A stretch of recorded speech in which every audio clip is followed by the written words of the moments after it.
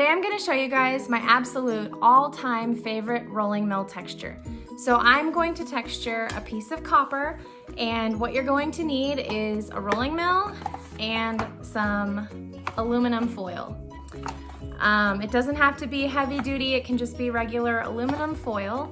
And then I am going to use this really cool new tool from PotterUSA. It is a dish former, and it is their like square shaped dish former.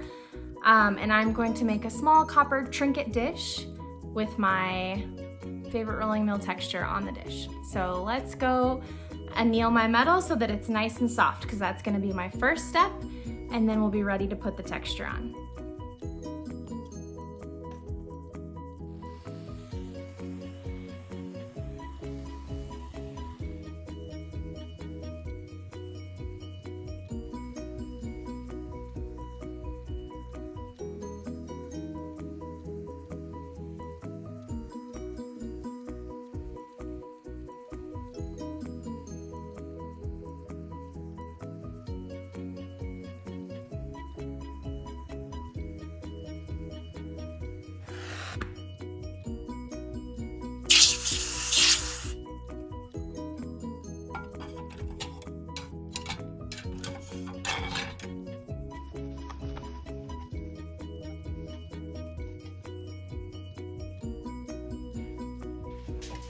All right, so I've got my softened copper here. It's been annealed, it's been pickled, it's been cleaned, and I have a piece of aluminum foil. What I'm gonna do is I'm gonna kind of crinkle it up, not so tight that I can't get it back undone. But enough that I get some nice wrinkles in there. And then I'm going to wrap my piece in this wrinkly foil, and then I'm going to kind of wrinkle it up even more.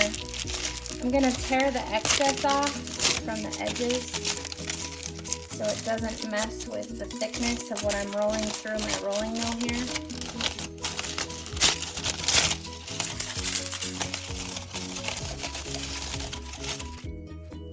Okay, so I have my copper sandwiched in between my two pieces of crumpled aluminum foil, and now I am ready to feed it through my rolling mill. I have about as wide of a piece as I can get here in my mill.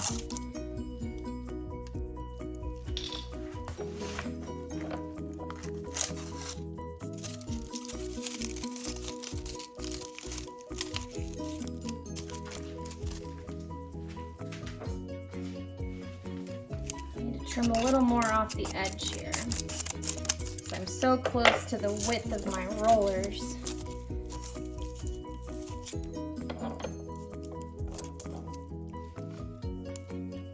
Okay, and now I'm just going to figure out where this is tight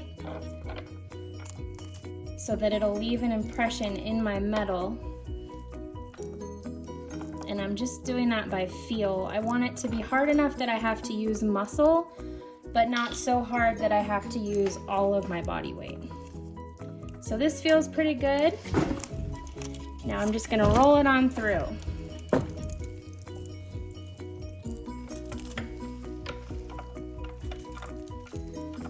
we'll take a look.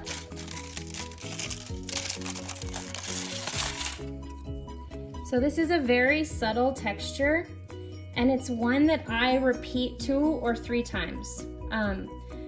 And it's hard to see without patina.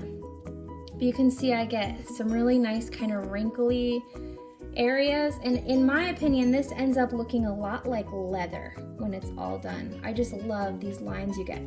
So I'm gonna go ahead and anneal this and do that all over again. This piece of foil is trash. I'll use a new piece of foil the second time. So let me go anneal that, and then we'll come right back. Okay, so I have my annealed copper. I annealed it again, pickled it, rinsed it, dried it, and I have a new piece of aluminum foil that's wrinkled that I'm going to roll it through with. I need to tighten this down a little bit more because the copper got thinned last time I ran it through. And then roll it through one more time. That feels a little too tight, so I'm gonna back out and loosen it up just a little bit. That feels better.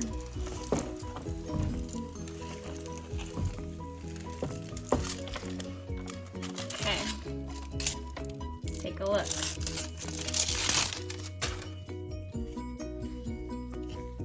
So again, it's kind of hard to see without patina. I'll patina it so you can see it. But you get this really nice, almost leather looking texture on the metal. So our next step is going to be to anneal it again so I can form it into my little dish. So I'm gonna anneal it and then we'll go over to the hydraulic press.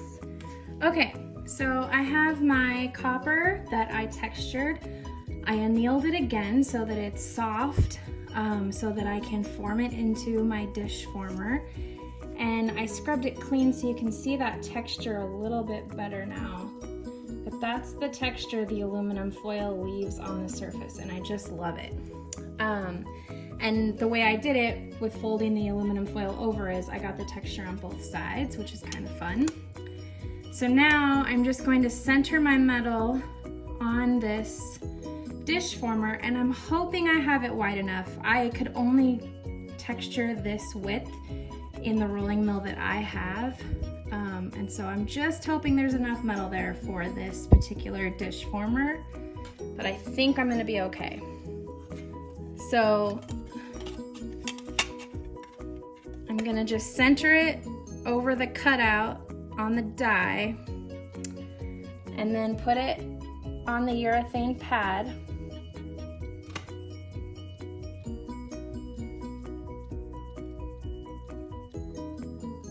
And then put another spacer on top and press it.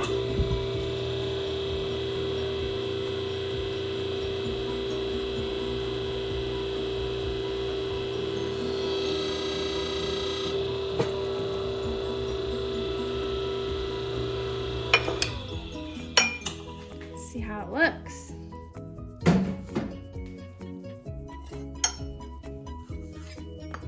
Ooh, I was very close to the edge there, but I got lucky, and that looks awesome. That looks great. I'm gonna trim it a little bit and then press it again.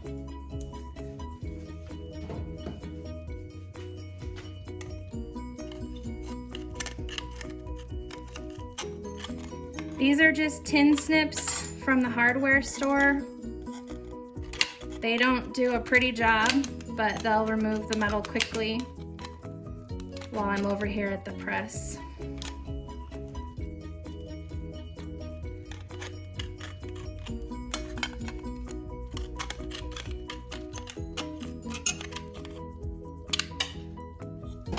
All right, so I've removed some of the excess material. I'm gonna put this back in here.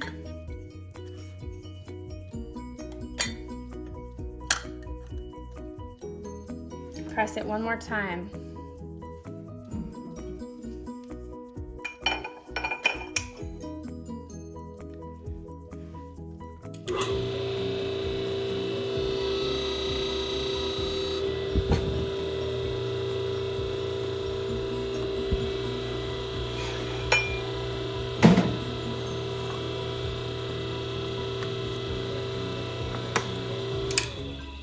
Awesome, that looks great. So now I'm ready to just trim the edges with my jeweler's saw, and then I can patina this and it will be done. So here's my finished trinket dish. You can see that really nice texture on the copper. I love how you get like subtle, it kind of is like a layering of depths with the crinkled aluminum foil. I just really like how it looks. To me, it looks kind of like leather. But there you have it. It's just a nice little dish.